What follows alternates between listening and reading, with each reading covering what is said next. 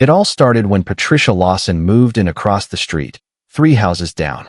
From day one, everyone knew she was trouble. Within her first week, she had already filed 3 anonymous complaints with the city about her neighbors. One was for a garbage can being visible from the street, another for a basketball hoop that had apparently been there for over a decade without issue, and a third for wind chimes she claimed were excessively noisy. For the first few months, I managed to stay off her radar. I kept my property immaculate, not because of HOA rules, but because I took pride in my home. However, that changed one Tuesday morning in April. I was on a Zoom call with clients when I heard a strange noise coming from my backyard. At first, I tried to ignore it, but it persisted, a mechanical buzzing sound, growing louder and closer to my house. I excused myself from the call and went to investigate. The sight before me made my blood run cold.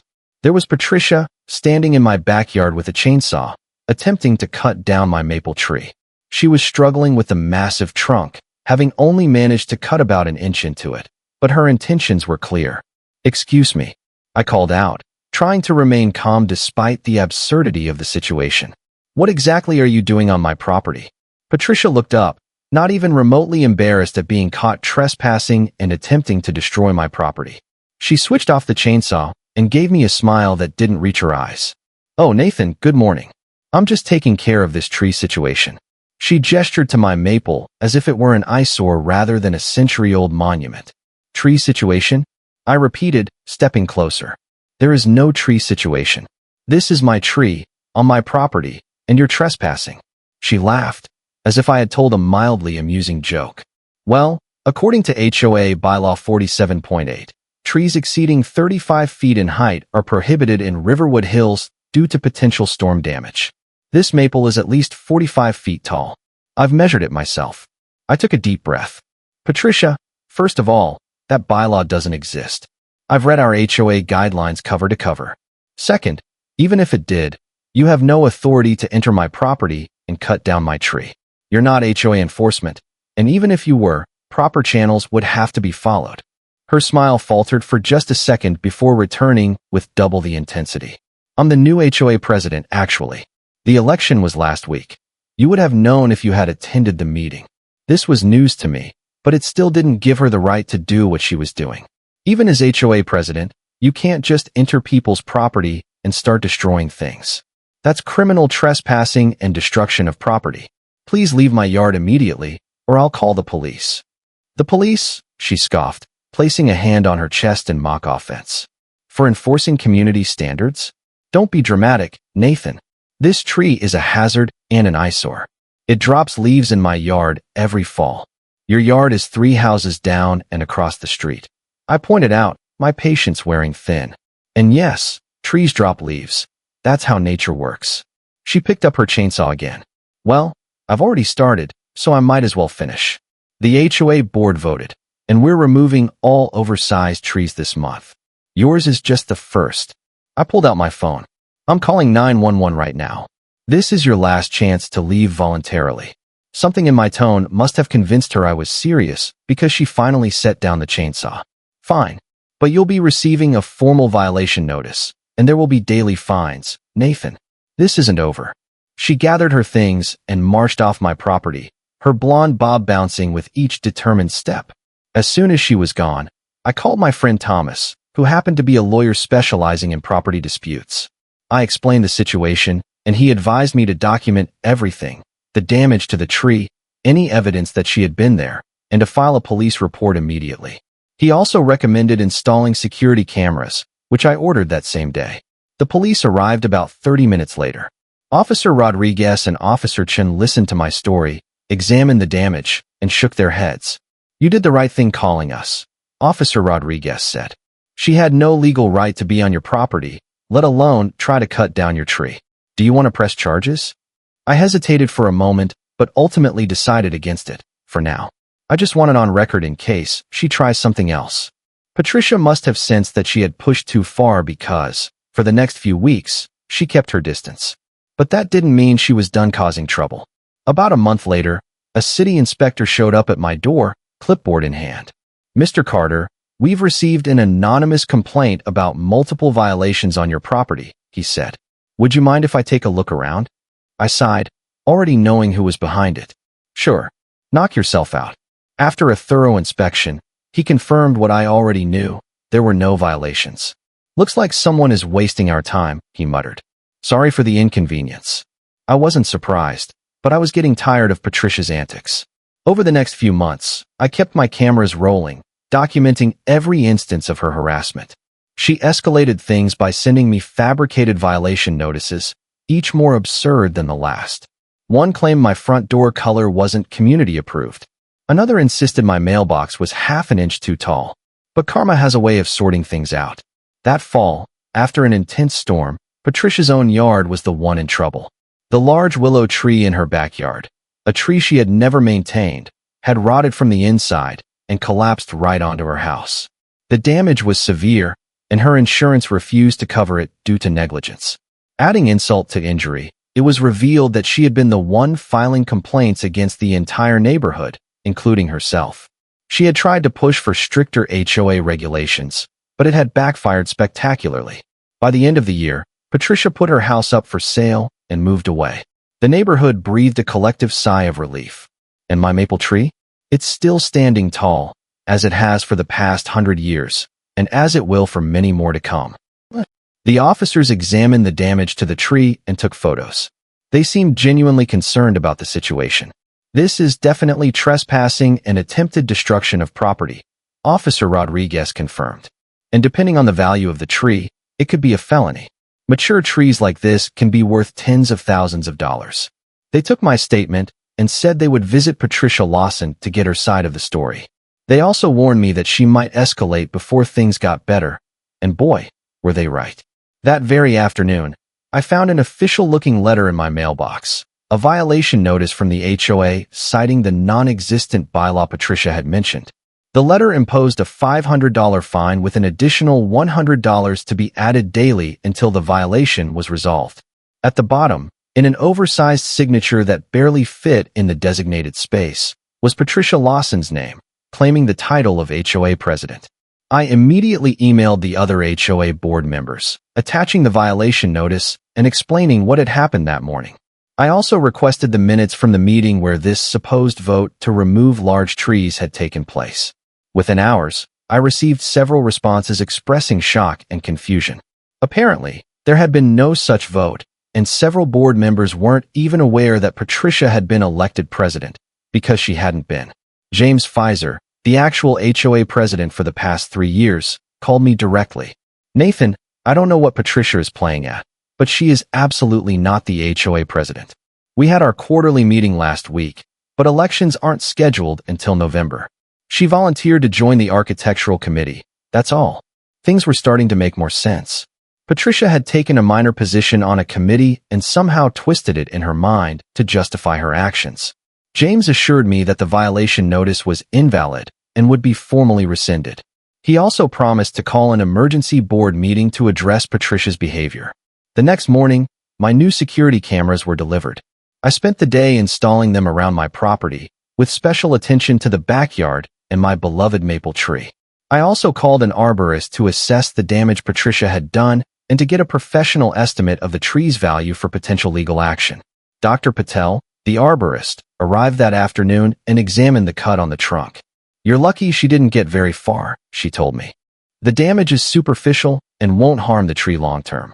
But if she had cut even a few inches deeper, it could have created a weakness that would make the tree vulnerable during storms. When I asked about the tree's value, her answer shocked me. This is a mature sugar maple, over 100 years old, in excellent health. Conservatively, it's worth around $40,000. In some markets, specimen trees like this could go for twice that. That information was valuable for multiple reasons. Not only did it mean any damage to the tree would be a felony, but it also made me even more determined to protect it. I thanked Dr. Patel and asked her to send me a formal assessment for my records. That evening, I received a call from Officer Rodriguez. Mr. Carter, we spoke with Ms. Lawson about the incident. She claims that, as HOA president, she was within her rights to enforce community standards. When we informed her that we'd confirmed with the actual HOA president that she holds no such position, she became uncooperative. What happens now? I asked. We've issued her a warning for criminal trespassing and attempted destruction of property. We also informed her that if she sets foot on your property again or attempts to damage your tree, she'll be arrested. The district attorney is reviewing the case to determine if charges will be filed for the damage she's already done. I thank the officers for their help, feeling relieved but still uneasy. Something told me this wasn't over. The next few days were quiet, too quiet. Patricia's house showed signs of activity, lights turning on and off, her car coming and going, but she made no attempt to contact me or, as far as I knew, any other neighbors. However, things took a turn when reports surfaced that Patricia had been sending anonymous complaints to the local government about various properties in the neighborhood, including mine. It appeared she was trying to weaponize city codes to get back at me. Fortunately, my property was in perfect compliance, and her complaints were dismissed as baseless. The final blow came a week later. A storm rolled through Riverwood Hills, bringing heavy rain and strong winds. The next morning, I woke to find out that Patricia's own neglected willow tree, which had been visibly rotting for years, had finally collapsed. It had crashed onto her roof, causing extensive damage. Ironically, she had reported my tree as a danger while ignoring the real hazard in her own yard. Word spread quickly, and the HOA board wasted no time addressing the issue. At the emergency meeting, Patricia was formally removed from the architectural committee. Her fraudulent violation notice was rescinded, and the board issued an official apology to me. As for Patricia, she became the talk of the neighborhood, but not in the way she wanted. The very rules she had tried to impose on others had come back to haunt her. Faced with mounting repair costs and a loss of credibility, she put her house up for sale a month later and moved away in disgrace. With her gone, Riverwood Hills finally returned to the peaceful, welcoming neighborhood it had always been. And my maple tree? It still stands tall, a symbol of perseverance against petty tyranny. The HOA held their emergency meeting and officially censured Patricia for her actions, removing her from the architectural committee. 5 days after the incident, I woke up to the sound of heavy rain and strong winds. A spring storm had rolled in overnight, with gusts strong enough to knock over the potted plants on my front porch. I spent the morning securing loose items in my yard and checking that my gutters were clear. Around noon, the power went out. I called the electric company and was told that a tree had fallen on a power line a few blocks away and that crews were working to restore service. With nothing better to do, I decided to drive around the neighborhood to see if there was any storm damage. As I turned onto Sycamore Drive, I saw a small crowd gathered in front of a house, Patricia's house. At first, I thought maybe she was having some kind of event despite the storm, but as I drew closer, I realized what had happened. A massive willow tree from her front yard had toppled over, crashing directly into her roof. The damage was extensive, with a large section of the roof caved in and water undoubtedly pouring into her home. I parked my car and joined the onlookers. One of my neighbors, Alina, filled me in on what had happened. That willow tree was completely hollow inside. It's been rotting for years, she explained. The previous owners planned to have it removed, but sold the house before they got around to it. Patricia refused to spend the money to take it down, even though several people warned her it was a hazard. The irony wasn't lost on me. The woman who had tried to force me to remove my healthy maple tree because it was supposedly a danger had ignored an actual hazard on her own property. Emergency services were already on the scene, fire trucks with their lights flashing, and paramedics standing by. Fortunately, no one appeared to be injured. Patricia stood on her front lawn in a raincoat, gesticulating wildly as she spoke to a firefighter. Even from a distance, I could tell she was not handling the situation well. I was about to leave. I had no desire to intrude on someone else's misfortune, even Patricia's, when she spotted me. Her eyes narrowed, and she marched across her waterlogged lawn in my direction. "This is your fault," she shouted loud enough for everyone nearby to hear. "You did this." The accusation was so absurd that for a moment, I couldn't even respond. "Excuse me? How exactly is your dead tree falling on your house my fault? You called in a complaint about my tree to get back at me.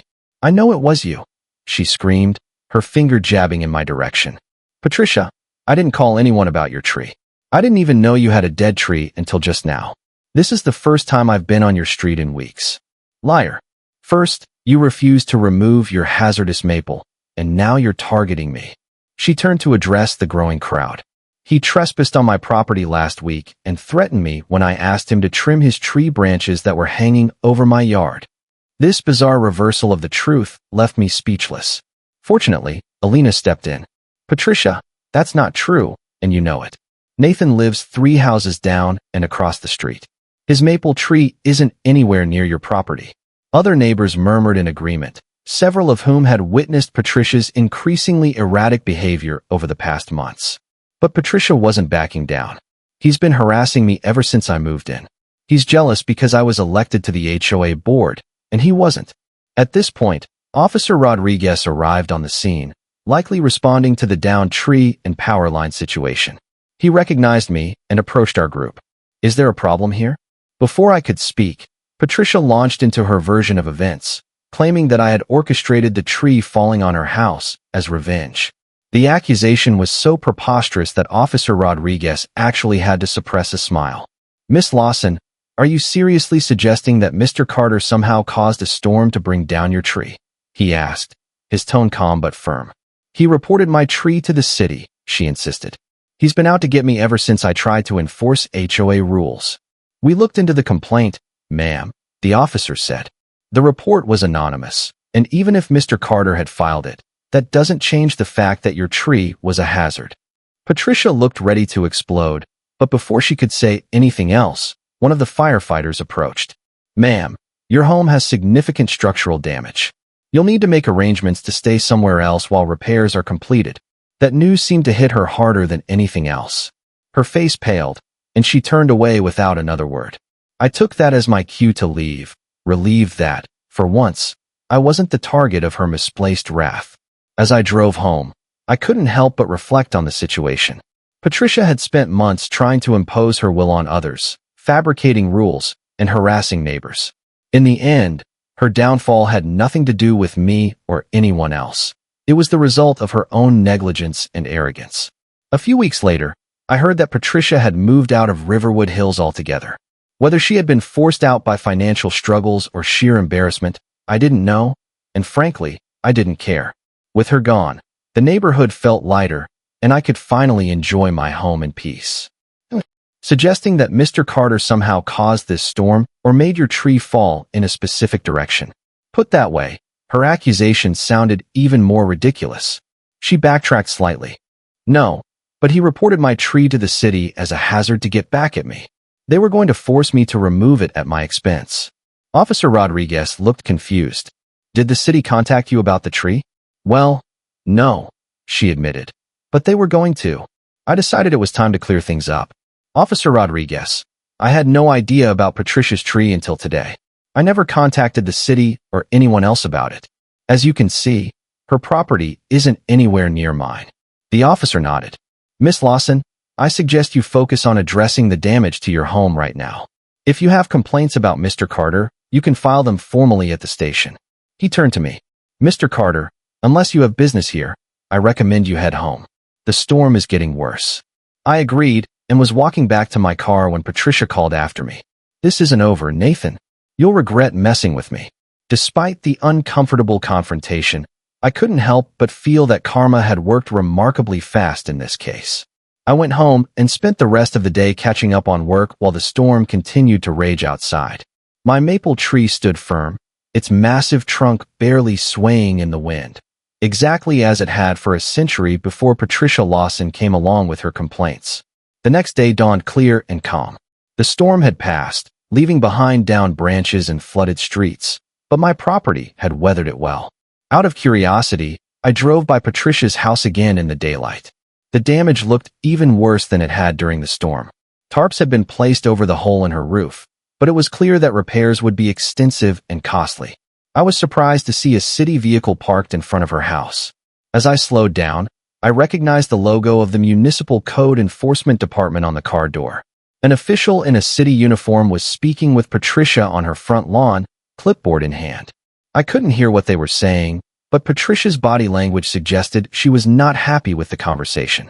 Later that day, I received a call from James, the HOA president. Nathan, I thought you'd want to know, the city has cited Patricia for multiple code violations. Apparently, someone submitted photos of her property a month ago showing the dead tree and some other issues. They sent her notices, but she ignored them. That's unfortunate, I said, genuinely not taking pleasure in her predicament. Was it the HOA that reported her? That's the thing, James said, lowering his voice. It was Patricia herself.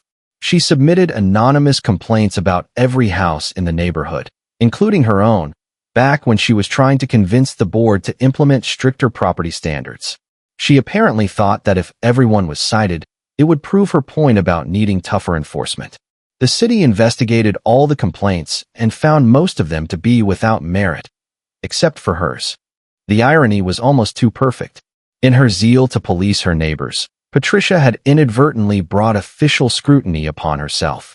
A week passed, and life began to return to normal.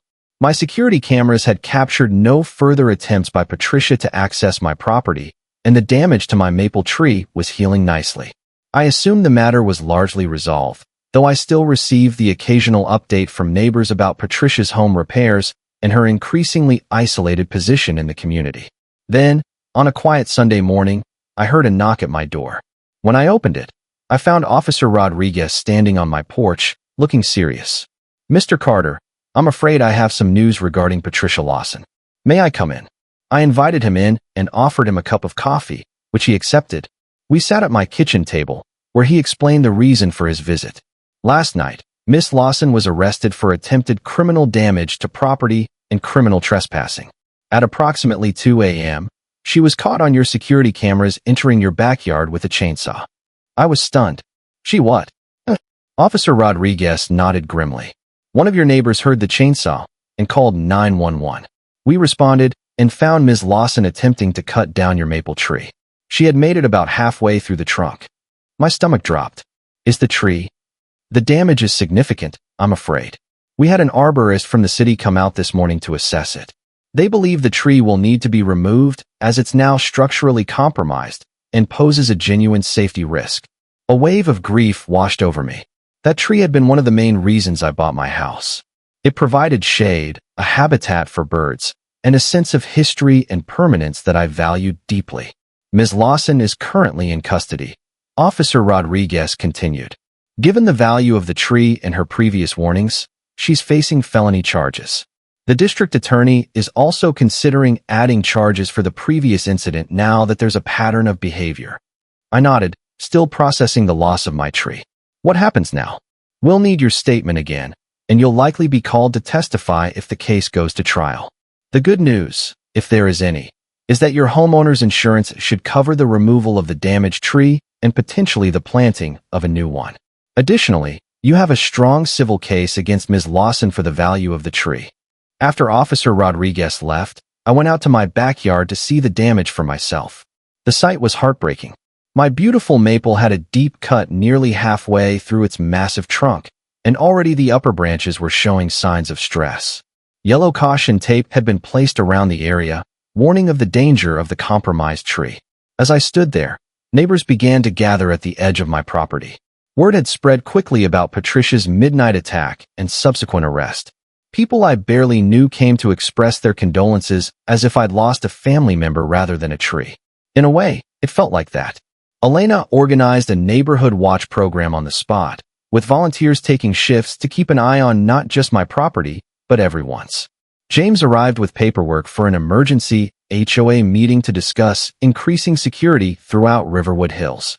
Even Mrs. Patterson, the 84-year-old widow who rarely left her house, brought me a homemade pie and offered her late husband's collection of landscaping books to help me plan a new garden once the maple was removed. The community response was overwhelming and heartwarming. What Patricia had intended as an act of petty revenge had instead brought the neighborhood together in a way I hadn't experienced in the 5 years I'd lived there. The following week was a flurry of activity. The city arborist confirmed that the maple couldn't be saved and issued an emergency removal permit. My insurance company was surprisingly responsive, approving the removal costs and offering a substantial settlement for the value of the mature tree. Thomas, my lawyer friend, filed a civil suit against Patricia on my behalf, seeking damages for both incidents. Patricia remained in jail, unable to make the substantial bail set by the judge due to the felony nature of the charges and the fact that she had ignored previous warnings. Her house, still under repair from the fallen willow, sat empty and forlorn, a visible reminder of the consequences of her actions. On the day the maple was scheduled to be removed, I took the day off work. I couldn't bear to be home to witness it, so I planned to spend the day hiking in a nearby state park, surrounding myself with living trees to ease the sting of losing mine. As I was loading my backpack into my car, a black SUV pulled into my driveway. A middle-aged man in a suit stepped out, introduced himself as Richard Lawson, and explained that he was Patricia's ex-husband.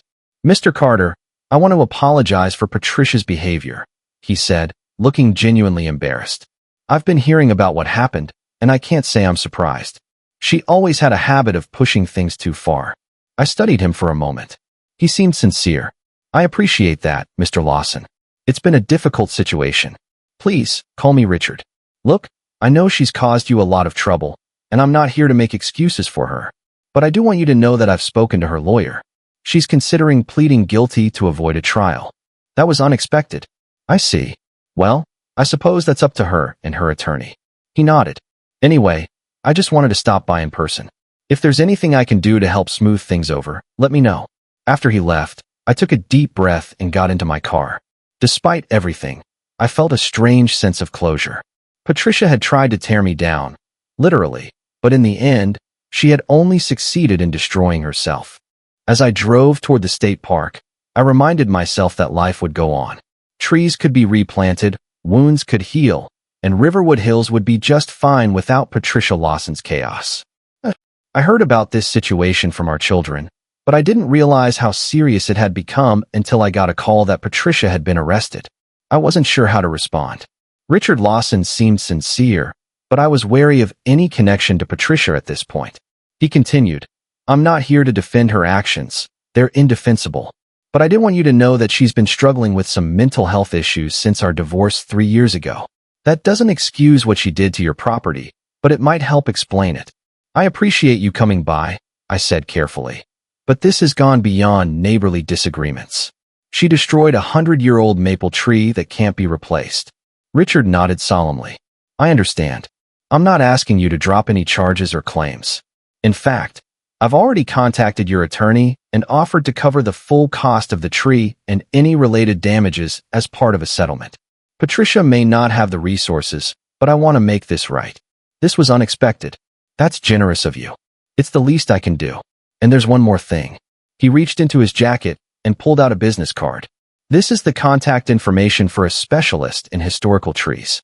He works with a nursery that has been cultivating offspring from notable trees around the state. They have several young red maples grown from seeds of trees similar to yours. They're about 15 years old now. Not a century, I know, but it's a start. If you're interested, he can help you select one for replanting." I took the card, genuinely touched by the gesture. "Thank you. I'll definitely give him a call." As Richard drove away, I felt some of the weight of the past weeks lifting. Nothing could bring back my maple tree, but the prospect of planting a descendant of a similar historical tree offered a sense of continuity and healing. The legal proceedings against Patricia moved forward swiftly. With clear evidence from security cameras, multiple witnesses, and her own previous threats, the case was straightforward.